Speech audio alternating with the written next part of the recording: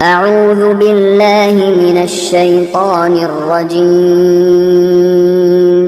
بسم الله الرحمن الرحيم. السلام عليكم ورحمة الله وبركاته. الحمد لله والصلاة والسلام على نبينا محمد رسول الله صلى الله عليه وسلم. أعوذ بالله من الشيطان الرجيم. بسم الله الرحمن الرحيم. اليوم أكملت لكم دينكم وأتممت عليكم نعمتي ورضيت لكم الإسلام دينا. புகழும் புகழ்ச்சியும் எல்லாம் அல்ல அல்லாஹ் ஒருவனுக்கே.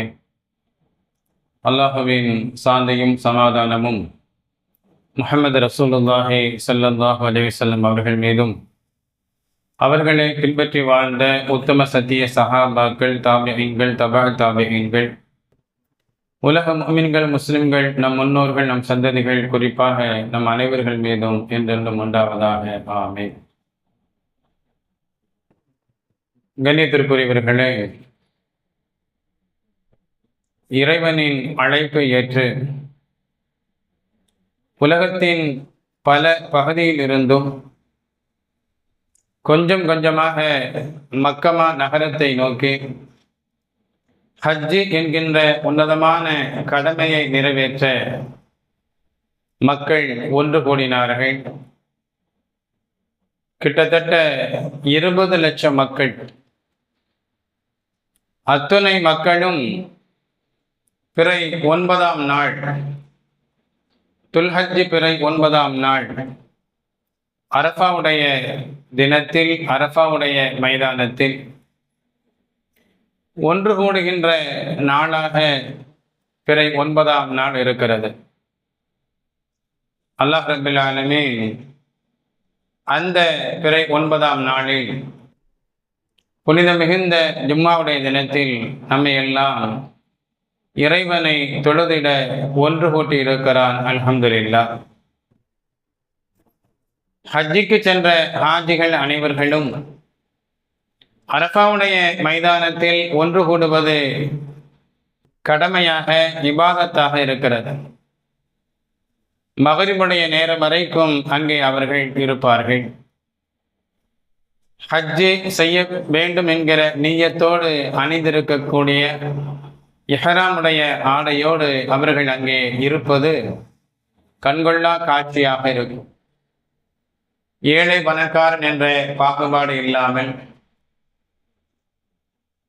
எந்த விதமான வித்தியாசமான ஆடைகள் அணியாமல், எல்லோர்களும் வெள்ளை நிற ஆடையோடு ரப்பிடத்திலே மன்றாடக்கூடிய பரிதவிப்போடு, அல்லாஹ் நம்முடைய எஜமானன், நாம் எல்லாம் அவனுக்கான அடிமைகள் என்கிற எண்ணத்தோடு மனமுருகி பிரார்த்தனை செய்யக்கூடிய இடமாக அரஃபாவுடைய மைதானம் இருக்கும்.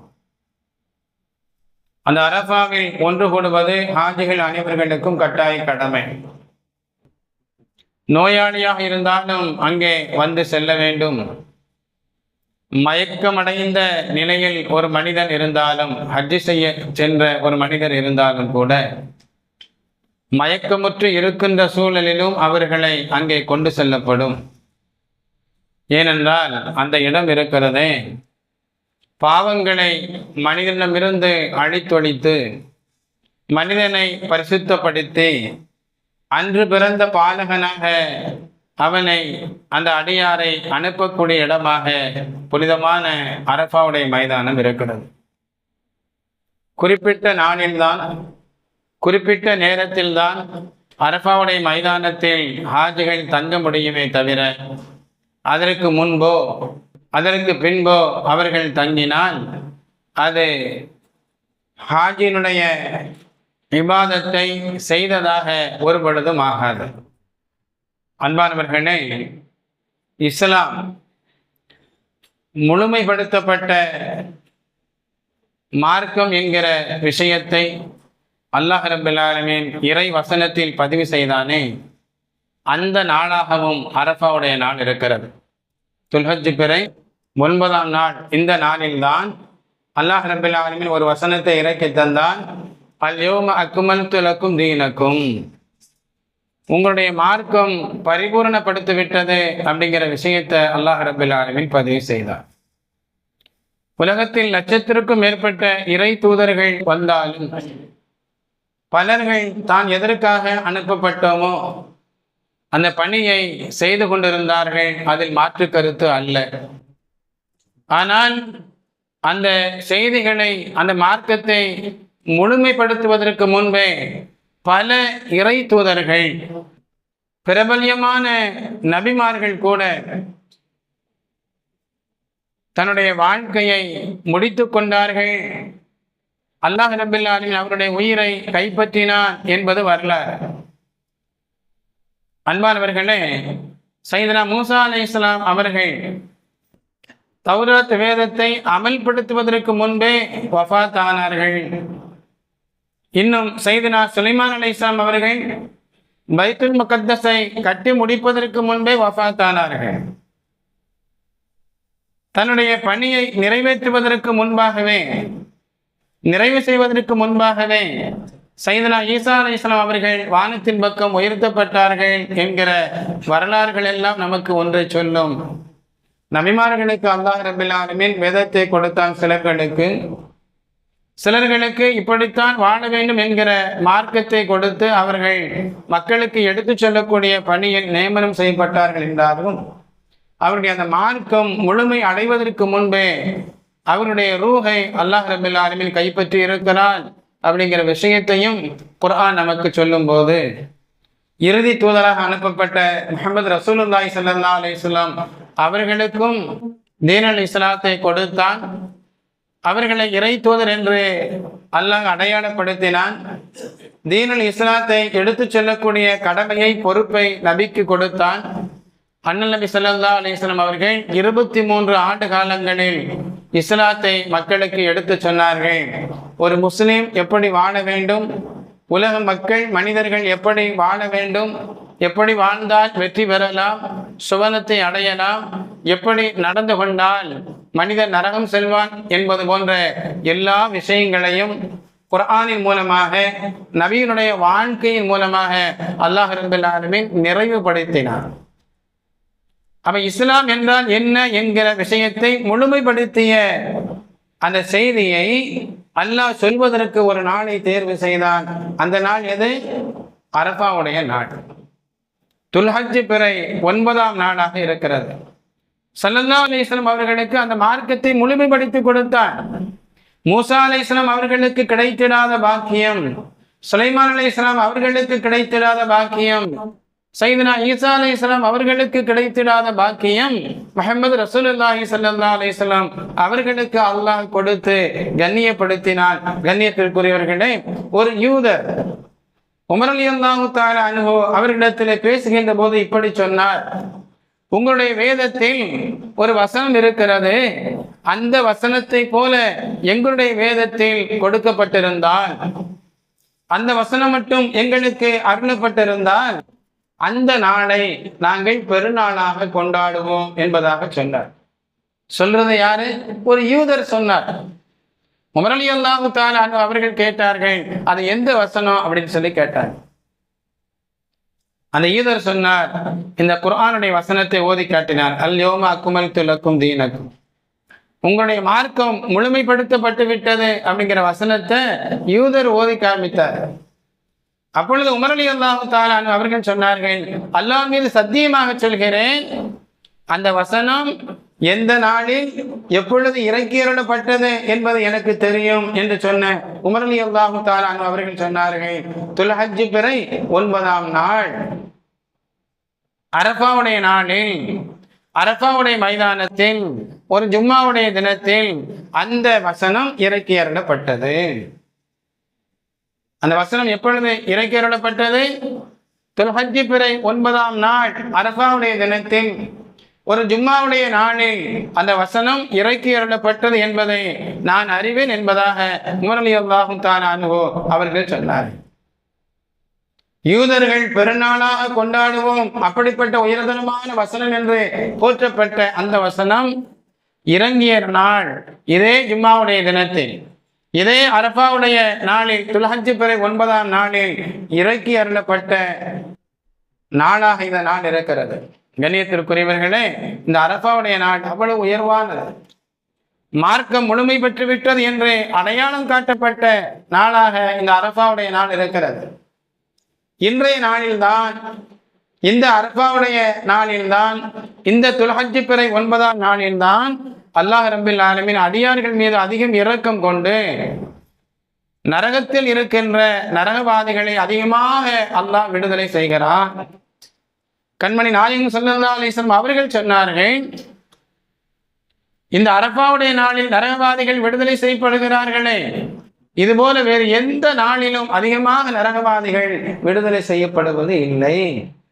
அந்த அளவிற்கு அல்லாஹ் தஆலா இந்த நாளில் நரகவாதிகளை விடுதலை செய்கிறார். நரகத்திலிருந்து விடுதலை பெறுவது என்பது அவ்வளவு பெரிய விஷயம். நரகம் என்பது சாதாரணமானதா?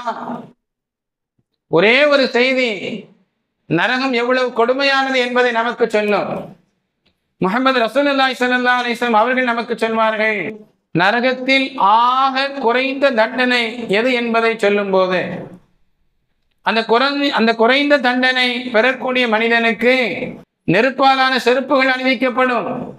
அந்த நெருப்பின் உஷ்ணத்தால் அவனுடைய மூளை கொதிக்கும் என்றார்கள் முஹம்மது ரசூலுல்லாஹி ஸல்லல்லாஹு அலைஹி வஸல்லம். உச்சியில அந்த உஷ்ணம் எவ்வளவு தீவிரமாக இருக்கும், மூளை கொதிக்கும். உள்ளங்காலில் அணிவிக்கப்படுகின்ற செருப்பின் உஷ்ணம் உச்சியினுடைய அந்த மூளையை கொதிக்க வைக்கக்கூடிய அளவிற்கு இருக்கிறது என்று சொன்னால், அந்த நரகத்தினுடைய கொடுமை எவ்வளவு கொடூரமானதாக இருக்கும் என்பதை நாம் புரிந்து கொள்ள வேண்டும். அன்பானவர்களே, அல்லாஹ் ரப்பல் ஆலமீன் நரகத்தில் இருக்கின்ற வேதனை செய்யப்படக்கூடிய அந்த அடியானை அதிகமான மக்களை விடுதலை செய்யக்கூடிய நாளாக இந்த துல்ஹஜ் பிறை 9ஆம் நாள் இருக்கிறது. இந்த நாளில்தான் அல்லாஹ் சுப்ஹானஹு வ தஆலா வானவர்களிடத்தில் அடியார்களை பார்த்து சொல்லுவார். எந்த வானவர்களிடத்தில்? மனிதனை படைக்கப் போகிறேன் என்று அல்லாஹ் ரப்பல் ஆலமீன் சொன்னபோது, எந்த வானவர்கள் குழப்பத்தை விளைவிக்கக்கூடிய, இரத்தங்களை ஓட்டக்கூடிய மனிதனையா நீ படைக்கப் போகிறாய்? இதோ நாங்கள் இருக்கிறோம் உன்னை மட்டுமே வணங்குவதற்கு என்று எந்த வானவர்கள் சொன்னார்களோ, அந்த வானவரிடத்தில் ரப்பல் ஆலமீன் அல்லாஹ் சொல்லுவான், இந்த துல்ஹஜ் பிறை 9ஆம் நாள் ஹஜ்ஜிக்கு சென்ற ஹாஜிகள் எல்லோரும் அரஃபாவுடைய மைதானத்தில் தலைவிரி கோலமாக புழுதி படர்ந்தவர்களாக எல்லோர்களும் தையல் இல்லாத வெள்ளை நிற ஆடையை அணிந்தவர்களாக ரப்பிடத்திலே அழுது புலம்பி மன்றாடி பாவ மன்னிப்பு தேடிக்கொண்டிருக்கிறார்களே, அந்த மக்களை பார்த்து வானவர்களிடத்திலே அல்லாஹ் பேசுவான், இதோ என்னுடைய அடியார்களை பாருங்கள், இதோ என்னுடைய அடியார்களை பாருங்கள், தலைவிரி கோலமாக புழுதி படர்ந்தவர்களாக அவர்கள் என்னிடத்தில் மன்றாடி கொண்டிருக்கிறார்கள், என்னுடைய அடியார்களை பாருங்கள் என்று நம்மை பற்றி பெருமை பொங்க வானவர்களிடத்தில் பேசுவான். அந்த நாளாக துல்ஹஜ்ஜினுடைய பிறை 9ஆம் நாள் இந்த நாள் இருக்கிறது. அப்படிப்பட்ட நாள்ல நாம இங்கே ஒன்று கூட இருக்கிறோம். அல்ஹம்துலில்லாஹ். அன்பானவர்களே, உலகத்தில் மனிதன் மனிதனாக வாழ்வதற்கு தடையாக இருப்பதற்கு பல காரணங்கள் இருந்தாலும், ஒரு முஸ்லிமாக வாழ்வதற்கு பல இடையூறுகள் இருக்கிறது உலகத்தில். அந்த இடையூறுகள் இல்லை என்று சொன்னால் எல்லா முஸ்லிம்களும் 5 நேரம் தொழுவாங்க, நல்லதை பேசுவார்கள், உண்மையை பேசுவார்கள், ஹலாலான முறையில சம்பாதிப்பார்கள், பல நற்காரியங்களை அவர்கள் தொடர்ந்து புரிந்து கொண்டே இருப்பார்கள். ஆனால் பல இடையூறுகள் உலகத்தில் இருக்கிறது. அந்த இடையூறுகளை கடந்து ஒரு முஸ்லிம் என்ன செய்யணும்? அல்லாஹ் சொன்ன வழியில நடக்கணும், அல்லாஹ்வுடைய ரசூல் சொன்ன வழியில நடக்கணும். அப்படி யார் நடக்கிறார்களோ அவர்கள் வெற்றி பெறுவார்கள். அந்த இடையூறுகளில் மிக முக்கியமானது என்ன அப்படின்னு சொன்னா, ஷைத்தானுடைய தீண்டுதல். ஷைத்தானுடைய தீண்டுதல். ஷைத்தான் சில நேரங்களில் அழுதிருக்கிறான். அந்த நேரங்களை பற்றி அண்ணல் நபி ஸல்லல்லாஹு அலைஹி வஸல்லம் அவர்கள் நமக்கு சொல்லித் தருகிறார்கள். அல்லாஹ் ரப்பல் ஆலமீன் ஷைத்தானை சபித்த போது ஷைத்தான் அழுதார். வானவர்களுக்கெல்லாம் ஆசானாக, ஆசிரியராக, உஸ்தாதாக இருந்த ஷைத்தானை அல்லாஹ் சபித்தானே, சபித்த போது, சபிக்கப்பட்ட போது ஷைத்தான் அழுதான் என்றார்கள் பெருமானார் ஸல்லல்லாஹு அலைஹி வஸல்லம் அவர்கள். இரண்டாவது, உயர்ந்த சுவனத்தில் ஷைத்தான் வாழ்கின்ற நசீபை அல்லாஹ் வழங்கி இருந்தான். அவனுடைய செயல்பாடுகளால் அல்லாஹ் என்ன செஞ்சான்? அவனை துன்யாவின் பக்கம் உலகத்தில் வீசி எறிந்தான். அல்லாஹ் ஷைத்தானை தூக்கி வீசப்பட்ட போது ஷைத்தான் அழுதான். மூன்றாவது, முஹம்மது ரசூலுல்லாஹி ஸல்லல்லாஹு அலைஹி வஸல்லம் அவர்களை அல்லாஹ் ரப்பல் ஆலமீன் இறுதி தூதராக அனுப்பிய போது, தேர்வு செய்த போது ஷைத்தான் அழுதான். நான்காவது, சூரத்துல் ஃபாத்திஹாவை அல்லாஹ் ரப்பல் ஆலமீன் இந்த சமூகத்திற்கு தந்த போது ஷைத்தான் அழுதான் என்கிற செய்தியை முஹம்மது ரசூலுல்லாஹி ஸல்லல்லாஹு அலைஹி வஸல்லம் அவர்கள் நமக்கு சொல்லித் தருகிறார். இந்த நான்கும் அல்லாமலும் சில நேரங்களில் ஷைத்தான் அழுதான் என்பதை ஹதீஸுகளில் நாம பார்க்கிறோம். உதாரணமா குர்ஆனுடைய வசனங்கள்ல 14 இடங்களில் சஜிதாவுடைய ஆயத்துகள் வருகிறது.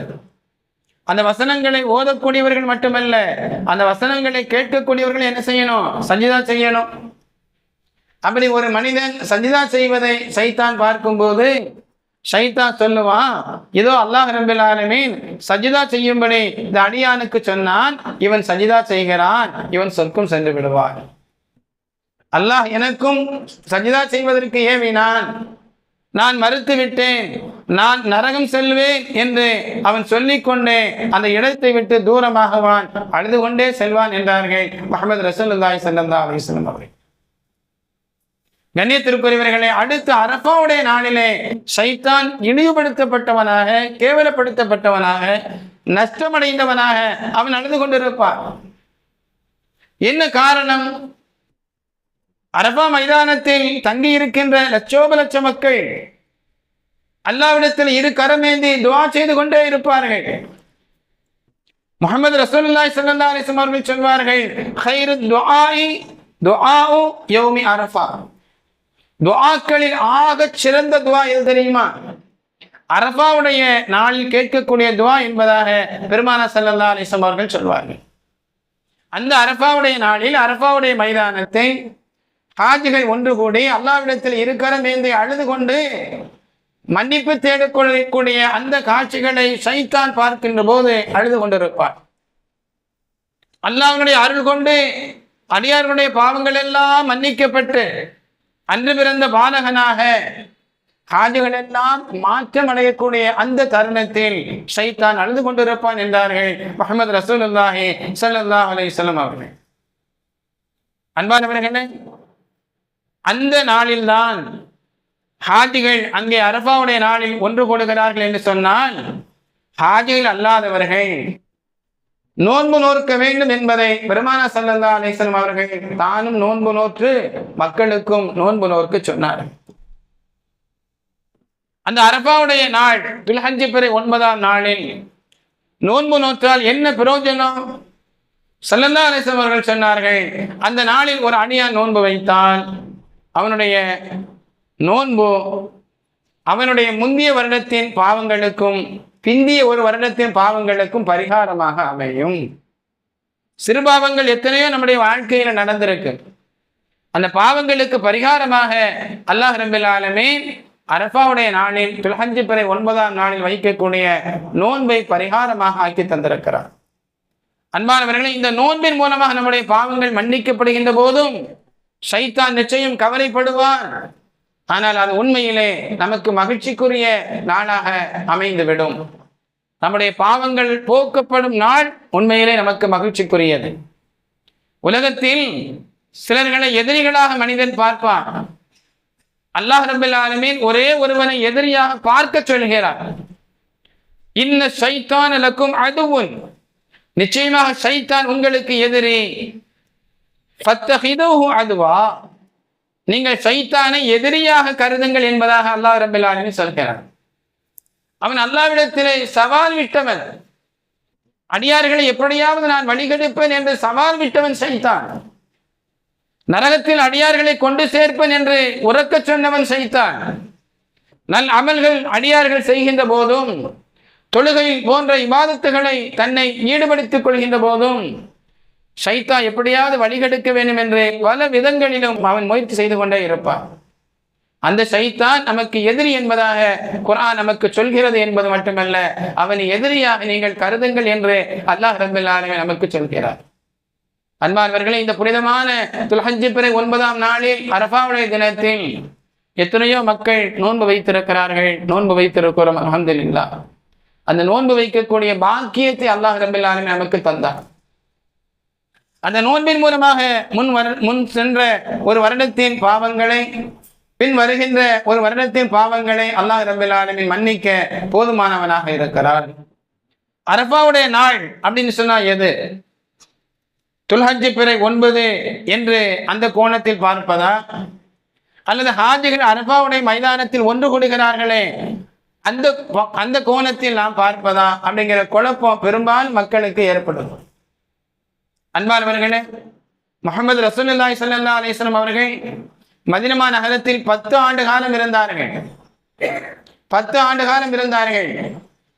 அரஃபாவுடைய மைதானத்தில் ஹாஜிகள் ஒன்று கொடுக்கிறார்களா நீங்கள் பார்த்து வாருங்கள் என்று யாரையும் பெருமானார் ஸல்லல்லாஹு அலைஹி வஸல்லம் அவர்கள் அனுப்பியதாக, பார்த்து வர சொன்னதாக எந்த ஹதீஸையுமே நாம் பார்க்க முடியாது.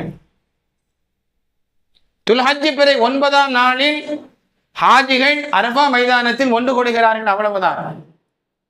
அரஃபா மைதானத்தில் எப்பொழுது ஒன்று கொள்கிறார்கள்? துல்ஹஜ் பிறை 9ஆம் நாள். நாம் எது அரஃபாவுடைய நாள் என்று சொல்கிறோம்? துல்ஹஜ் பிறை 9ஆம் நாள். இந்த இரண்டும் ஒரே நேர்கோட்டில் செல்கிறது. துல்ஹஜ் பிறை 9 எதுவோ அது அரஃபாவுடைய நாள். அதை விடுத்து விட்டு ஹாஜிகள் அரஃபாவுடைய மைதானத்தில் எப்பொழுது ஒன்று கூடுகிறார்களோ அது அரஃபாவுடைய நாள் என்று அந்த கோணத்தில் மனிதன் யோசித்தால், சிந்தித்தால், முடிவு செய்தால் இவன் நஷ்டத்தில் வீழ்ந்து விடுவான். என்ன காரணம் தெரியுமா? சூரியன் உதயமாகுவது எல்லா நாடுகளிலும் ஒரே நேரத்தில் அல்ல. சூரியன் மறைவதும் அப்படித்தான். நமக்கு நோன்பு காலங்கள் என்பது எவ்வளவு நேரம் இருக்கிறதோ அதே நேரங்கள் லண்டனில் இல்லை. அங்க பகல் ரொம்ப நீளம், இங்க நமக்கு கம்மி. அந்த நாட்டை கவனித்து அதுபோல நாளினுடைய தொடக்கம் என்பதும் ஒவ்வொரு நாடுகளிலும் வித்தியாசப்படும். ஜப்பான்ல பாதி பகல் கடந்த பின்புதான் அரபு தேசங்களில் சூரியனே உதயமாகும்.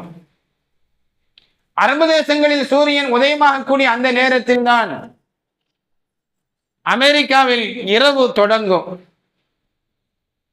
ஹாஜிகள் அரஃபா மைதானத்தில் ஒன்று கூடக்கூடிய அந்த நேரத்தில் தான் நோன்பு வைக்கணும் அப்படின்னு சொன்னா அதுதான் அரஃபாவுடைய நாள் அப்படின்னு முடிவெடுத்தா மக்கள், உலகத்தில் வாழக்கூடிய பல பகுதியில் இருக்கக்கூடிய பல நாடுகளில் வசிக்கக்கூடிய மக்கள் எப்படி நோன்பு வைக்க முடியும்?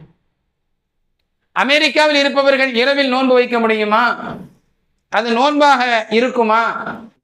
ஜப்பானில் இருக்கக்கூடியவர்கள் பாதி பகல் மட்டும் நோன்பு வைத்தால் அல்லாஹ்வால் அது ஏற்றுக்கொள்ளப்படுமா? அன்பானவர்களே, அரஃபாவுடைய நாள் என்பது துல்ஹஜ் பிறை 9. ஹாஜிகள் துல்ஹஜ் பிறை 9ஆம் நாள் அரஃபா மைதானத்தில் ஒன்று கொடுக்கிறார்கள். துல்ஹஜ் பிறை 9ஆம் நாளில் தான் அங்கே ஒன்று கூட வேண்டும் என்பதை பெருமானார் ஸல்லல்லாஹு அலைஹி வஸல்லம் அவர்கள் வழிகாட்டி இருக்கிறார்கள், சொல்லி இருக்கிறார்கள். அரஃபாவுடைய நாளில் நோன்பு நோற்பது அது பல பலன்களை, நன்மைகளை நமக்கு பெற்றுத்தரும் என்பதை நமக்கு சொன்ன பெருமானார் ஸல்லல்லாஹு அலைஹி வஸல்லம் அவர்கள் துல்ஹஜ் பிறை 9ஆம் நாளில் நீங்கள் நோன்பு நோக்க வேண்டும் என்று சொன்னார்கள். அந்த அடிப்படையில் தான் நாம் என்ன செய்யறோம்? நோன்பு வைக்கிறோம். இல்ல ஹாஜிகள் ஒன்று கூடக்கூடிய அந்த நாள் தான் அரஃபாவுடைய நாள் என்று மக்கள் நம்பினால் என்ன விளைவுகள் ஏற்படும் தெரியுமா? உண்மையிலே இன்று துல்ஹஜ் பிறை 9ஆம் நாள், இந்த நாம் நோன்பு நோக்க வேண்டும். ஆனால் அவர்கள் பெருநாள் கொண்டாடுவார்கள். எப்பொழுது நோன்பாளியாக இருக்க வேண்டுமோ அந்த நாளிலே பெருநாள் கொண்டாடுவார்கள். துல்ஹஜ் பிறை 10ஆம் நாள் குர்பானி கொடுக்க வேண்டும், பெருநாள் தொழ வேண்டும். ஆனால் அவர்கள் பிறை 9 என்ன செய்வாங்க? பெருநாள் தொழுகையை நிறைவேற்றுவார்கள், குர்பானி கொடுப்பார்கள். அது எப்படி அந்த குர்பானியாக இருக்கும்? அந்த தொழுகை பெருநாள் தொழுகையாக எப்படி மாறும்? அல்லாஹ்வுடைய நல்லடியார்களே, இஸ்லாம் நமக்கு தெளிவான வழிகாட்டுதலை தந்திருக்கிறது. இந்த அரபாவுடைய நாளில் தான் அல்லாஹ் ரப்பல் ஆலமீன் சொன்னான், அல் யௌம அக்மல்து லக்கும் தீனக்கும், உங்களுடைய மார்க்கம் முழுமைப்படுத்தப்பட்டு விட்டது, எந்த சந்தேகமும் கிடையாது. ரொம்ப தெளிவாக வழிகாட்டப்பட்ட மார்க்கமாக இஸ்லாம் என்பது இருக்கிறது. இந்த மார்க்கத்தில் இருக்கக்கூடிய சிலர்கள் தவறான சிந்தனையில் அவர்கள் பயணிக்கிறார்கள். ஹாஜிகள் ஒன்று கூடக்கூடிய நாள் அரபாவில் எப்போ இருக்கிறாங்களோ அதுதான் அரபாவுடைய நாள். அப்படி அல்ல, துல்ஹஜ் பிறை 9 அவர்களுக்கு இருப்பதனால் அங்கே ஒன்று கூடுகிறார்கள். நமக்கு துல்ஹஜ் பிறை 9 எதுவோ அந்த நாளில் தான் நாம் என்ன செய்யறோம், நோன்பு வைக்கிறோம். இந்த துல்ஹஜ் பிறை 9ஆம் நாள் ஃபஜ்ர் தொழுகையில் இருந்து துல்ஹஜ் பிறை 13 அசர் தொழுகை வரைக்கும் ஒவ்வொரு ஃபர்லு தொழுகைக்கு பின்பும் தக்பீர் சொல்வதை வாஜிப் என்பதாக பெருமானார் ஸல்லல்லாஹு அலைஹி வஸல்லம் அவர்கள் சொல்லி தந்தார்கள். ஒவ்வொரு ஃபர்லு தொழுகைக்கு பின்பும். இன்றைய தினம் துல்ஹஜ் பிறை 9 என்கிற போது ஃபஜ்ரிலிருந்து என்ன செஞ்சாச்சு, தக்பீர் சொல்ல ஆரம்பிச்சாச்சு. ஃபர்லு தொழுகை முடிஞ்ச உடனே ஒரு முறையாவது நாம் என்ன செய்யணும், தக்பீர் சொல்லணும். ஒரு முறை தக்பீர் சொல்வது வாஜிபு, 3 முறை சொல்வது முஸ்தஹப். அல்லாஹ் அக்பர் அல்லாஹ் அக்பர் லா இலாஹ இல்லல்லாஹு வல்லாஹு அக்பர் தக்பீர் சொல்லணும். நாம ஜமாத்தா தொழுக முடிஞ்ச உடனே எல்லோரும் தக்பீர் சொல்லுவாங்க, மறக்காம என்ன செய்வோம், தக்பீர் சொல்லுவோம். தொழுகைக்கு தாமதம் ஆயிருச்சு, ஒரு ரக்காத்து விடுபட்டுருச்சு, அந்த இமாம் சலாம் கொடுத்த உடனே விடுபட்ட தொழுகையை நாம தொழுது முடிக்கின்ற போது எல்லோருக்கும் தக்பீர் சொல்லி முடித்து விடுவார்கள். அப்ப நாம என்ன செய்யறது, நாம சலாம் கொடுத்த உடனே தக்பீர் சொல்லணும். ஜமாத்தா தொழணும்னு வர்றோம், இங்க வரும்போது தொழுக முடிஞ்சிருச்சு, தனியா தொழுகிறோம் அல்லது வீட்டில் தொழுகிறோம் அல்லது கடையில் தொழுகிறோம், எங்க தொழுதாலும் ஃபர்லு தொழுக முடிஞ்ச உடனே தக்பீர் சொல்வது நம் மீது கடமை, வாஜிபு. இது ஆண்களுக்கு மட்டுமல்ல, பெண்களுக்கும் அப்படித்தான். வீட்டில் பெண்மணிகள் தொழுகிறார்கள் அப்படின்னு சொன்னா தொழுக முடிச்சவொடனே என்ன செய்யணும், தக்பீர் சொல்லணும். வீட்டில் இருக்கக்கூடிய பெண்களுக்கு இந்த செய்தியை எடுத்து சொல்ல வேண்டிய கடமை நமக்கு இருக்கிறது. கண்ணியத்திற்குரியவர்களே, இஸ்லாம் ரொம்ப தெளிவானது, அற்புதமான மார்க்கம். மனிதன் அவன் விழித்த நேரத்தில் இருந்து தூங்கும் நேரம் வரைக்கும் எதுவெல்லாம் மார்க்கத்தில் ஹலால், எதுவெல்லாம் ஹராம், எதுவெல்லாம் நன்மை தரும், எதுவெல்லாம் தீமை தரும், எதை எப்படி செய்ய வேண்டும் என்பதையெல்லாம் அல்லாஹ்வும் அல்லாஹ்வுடைய ரசூலும் நமக்கு சொல்லி தந்திருக்கிறார்கள். அதை நாம புரிந்து என்ன செய்ய, நம்முடைய வாழ்க்கையை இன்ஷா அல்லாஹ் அமைத்துக் கொள்ளணும். அற்புதமான ஒரு நாள் ஜும்மாவுடைய தினம், அரஃபாவுடைய நாள், அதாவது துல்ஹஜ் பிறை 9ஆம் நாளில் நாம் இங்கே இறைவனை தொழுவதற்கு ஒன்று கூட இருக்கிறோம். மார்க்கத்தின் பிரகாரம் நாம் நடக்கணும் அப்படிங்கிற ஆசையோடு முயற்சியோடு அதில் உறுதியாக நாம் இருக்க வேண்டும். எல்லாம் வல்ல அல்லாஹ் நல்ல எண்ணங்களை நல்ல சிந்தனைகளை நமக்கு தருவதோடு மக்பூலான மப்ரூரான ஹஜ் செய்யக்கூடிய பாக்கியத்தையும் எனக்கும் உங்களுக்கும் உலக முஃமின்கள் முஸ்லிம்கள் சந்ததிகள் அனைவர்களுக்கும் அல்லாஹ் தஆலா தந்து அறிவுரிவானாக. இதுவரைக்கும் யாரெல்லாம் ஹஜ் செய்தார்களோ, இந்த வருடமும் ஹஜ் செய்து கொண்டிருக்கிறார்களோ, அவர்களுடைய ஹஜ்ஜினுடைய கடமைகளை அல்லாஹ் சுப்ஹானஹு வ தஆலா கபூல் செய்வானாக. அவருடைய ஹஜ்ஜை மக்பூலான மப்ரூரான ஹஜ்ஜாக அல்லாஹ் தஆலா ஆக்குவானாக. அவருடைய பாவங்களையும் நம் சந்ததிகளுடைய அனைத்து பாவங்களையும் அல்லாஹ் மன்னித்து நம்மை பரிசுத்தப்படுத்தி நரகத்தை விட்டும் நம்மை தூரப்படுத்தி சொர்க்கத்திற்கு நெருக்கமாக்கி தந்த அருள்புரிவானாக. ஆமீன் ஆமீன் யா ரப்பல் ஆலமீன். அஸ்ஸலாமு அலைக்கும் வரஹ்மத்துல்லாஹி தஆலா வ பரகாத்துஹு.